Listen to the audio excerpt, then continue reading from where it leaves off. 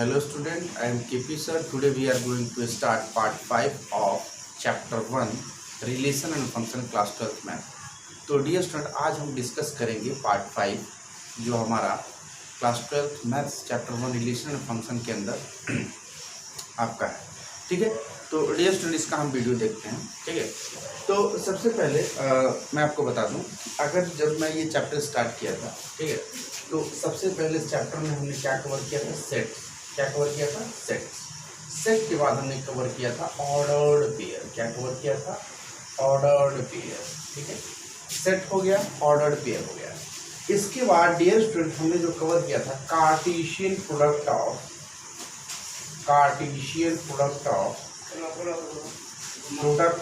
To set.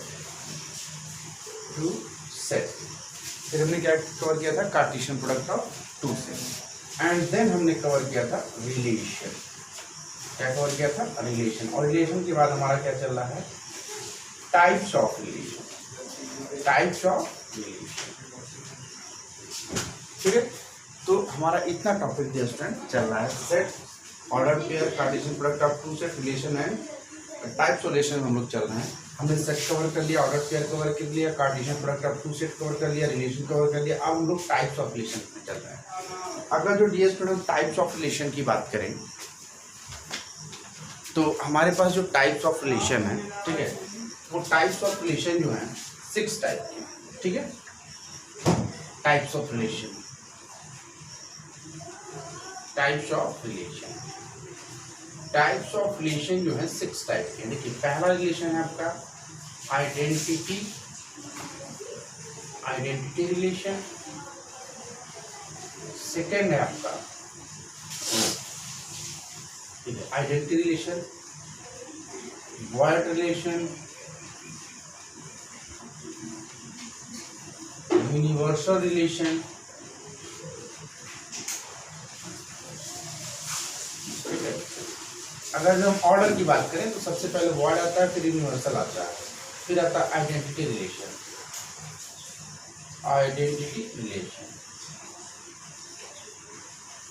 और then उसके बाद हमारा जो आता है रिफ्लेक्सिव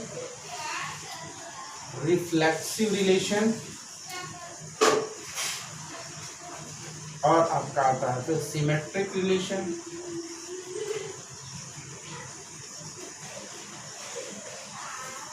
और सिमेट्रिक रिलेशन के बाद आता है ट्रांजिटिव रिलेशन।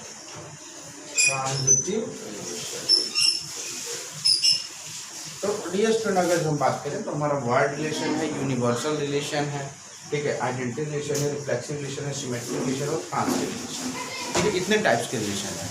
और मैं खास करके अगर जो रिफ्लेक्सिव, सिमेट्री और ट्रांजिटिव की बात करूँ तो ये काफ़ी इंपॉर्टेंट आपके रिलेशन है जो एक्सरसाइज 1.1 में यूज हुए। ठीक है, तो डियर स्टूडेंट इसको देखें। ठीक है, तो अभी हमें क्या करना है? ट्रांजिटिव रिलेशन को समझना है। ठीक है, इसके पहले हमने वर्ड रिलेशन आपको बता दिया था, यूनिवर्सल भी बता दिया था, आइडेंटिटी बता दिया था, रिफ्लेक्सिव, सिमेट्री बता दिया था। अब ट्रांजिटिव को समझना है। और खास करके हमारे पास जो रिफ्लेक्सिव, सिमेट्री और ट्रांजिटिव रिलेशन है, यही 99% केसेस में एक्सरसाइज 1.1 रिलेशन फंक्शन में यूज होते हैं। ठीक है, तो डियर स्टूडेंट हम समझते हैं ट्रांजिटिव रिलेशन।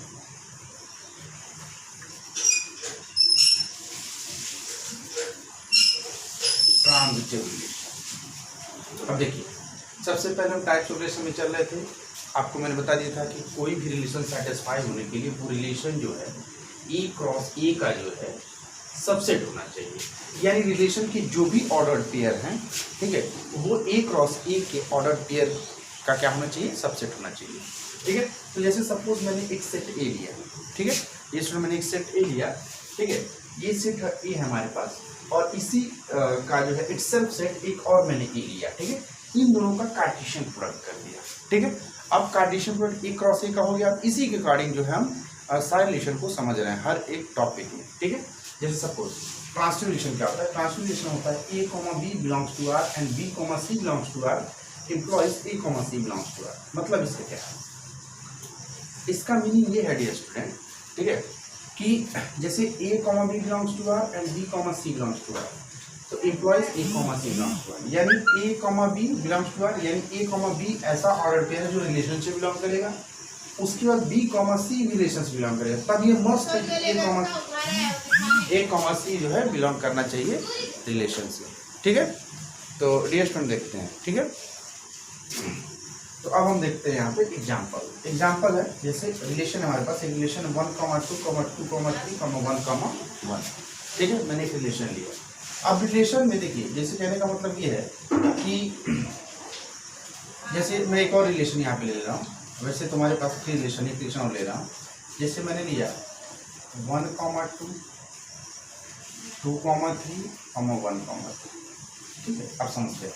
ट्रांसलेशन में नहीं होता है कि A comma B belongs to R and B comma C belongs to R implies A comma C belongs to R. अब देखिए, जैसे मैंने एक रिलेशन लिया एग्जाम्पल में समझने के लिए। जैसे देखिए 1, 2 यानी कि ए कॉमा बी हो गया। ठीक है, अगला फिर जो है बी कॉमा सी हो गया। देखिए कैसे 1, 2 यानी जो 2 था वो बी था, तो अगला हमारे पास 2, 3 यानी क्या बता रहा है बी कॉमा सी। तो लास्ट मुझे क्या मिलना चाहिए ए कॉमा सी। तो ए कॉमा सी का मतलब 1, 3, तो यहाँ पे 1, 3 मिल रहा है। यानी डियर स्टूडेंट ये हमारा क्या है ट्रांजिटिव, क्या है ट्रांजिटिव है। ठीक है, अब सेकंड रिलेशन की बात कर रहे हैं। जैसे हमारे पास है 1, 2, 2, 3, 1, 1। ठीक है, अब ध्यान से देखिए 1, 2 है 2, 3, बट इसमें 1, 2 है 2, 3 है, बट इसमें 1, 3 नहीं है। अगर ये डियर स्टूडेंट ए कॉमा बी बिलोंग कर रहा है रिलेशन से और बी कॉमा सी रिलेशन से बिलोंग करते हैं, मस्ट है कि ए कॉमा सी जब रिलेशन से बिलोंग करेगा तभी वो ट्रांसटिव होगा। और यहाँ पे 1, 1 है तो उसका कोई मतलब ही नहीं है।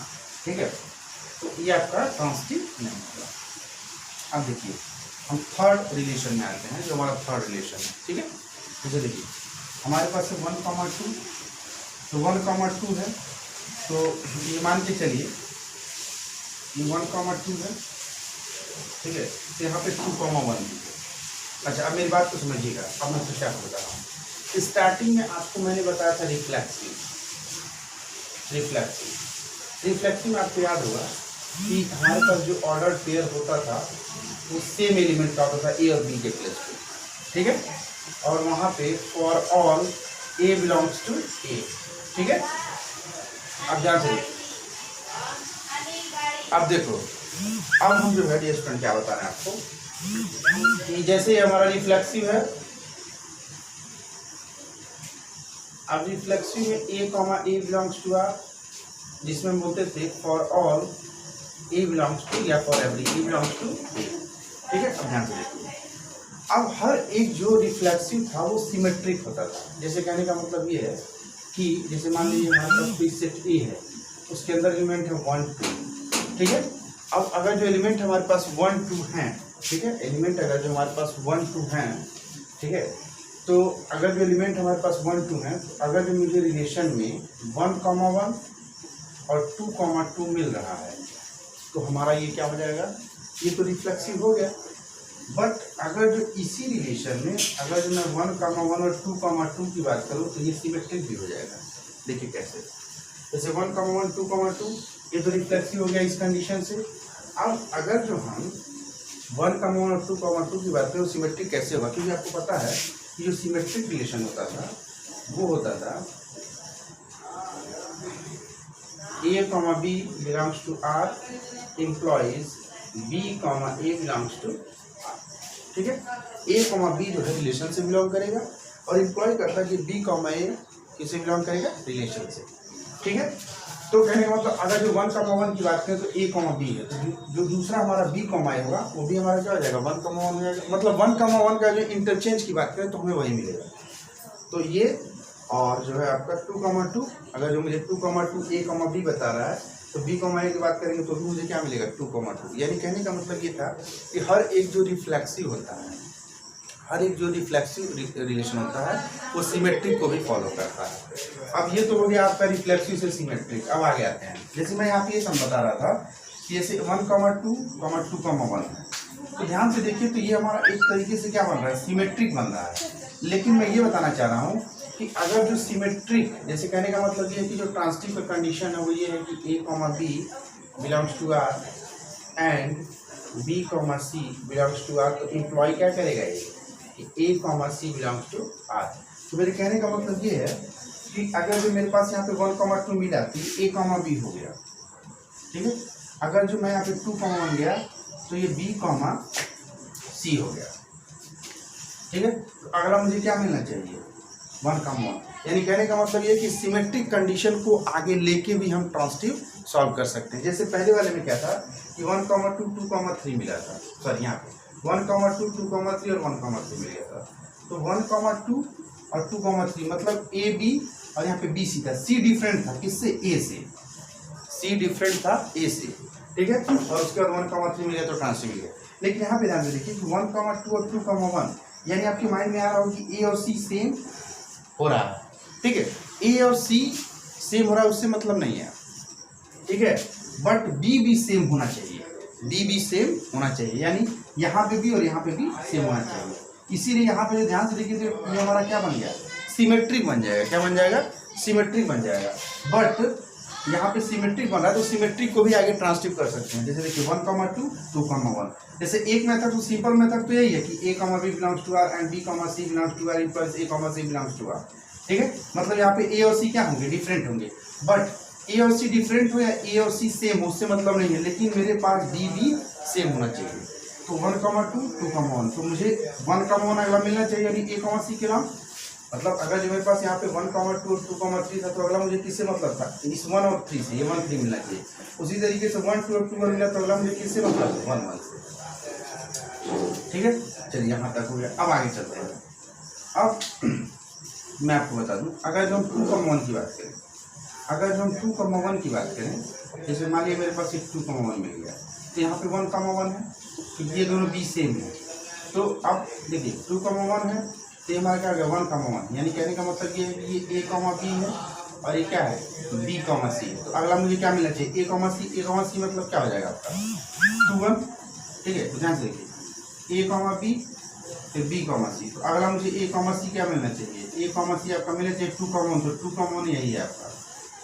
तो यहाँ तक जो है हम ट्रांसटिव करेंगे। अब अगला देखते हैं, जैसे 1 कॉमा 3 है तो यहाँ पे देखिए 1 कॉमा 1 है तो यहाँ पे 1 कॉमा 3। देखिए बी और बी सेम है तो अगला यहाँ पे 1 कॉमा 3 भी है। इसी में मतलब यही 1 कॉमा 3 ए कॉमा सी का वर्क कर रहा है। अब यहाँ पे ये अब हम 2 कॉमा 2 की बात करें, जैसे ए बी है तो अगला मुझे क्या मिल गया बी सी और 2 कॉमा 3 यहीं पे है, ठीक है। तो कुल मिला के हमारा ये क्या है ट्रांजिटिव, ठीक है। तो डियर स्टूडेंट मैं इसमें बस एक ही आपको अलग से पॉइंट बताया हूँ कि जैसे देखिए सिमेट्रिक भी आपका आगे जो है ट्रांजिटिव के लिए जा सकता है। ये तो ठीक है कि पहला जो एग्जांपल था वो सिंपल जा रहा है कि A comma B B comma C implies A comma C. But जैसे यहाँ पे 1 कॉमा 2 2 कॉमा 1 हुआ है तो सिमेट्रिक हो गया ना। अब आगे मुझे इसका ए और सी कहीं मिल जाए तो ट्रांजिटिव हो सकता है, ठीक है। तो ये हमारा जो है कॉन्सेप्ट है कि इसका ट्रांजिटिव रिलेशन का। इसी के साथ हमारा थ्योरी फिनिश होता है डियर स्टूडेंट। Thank you.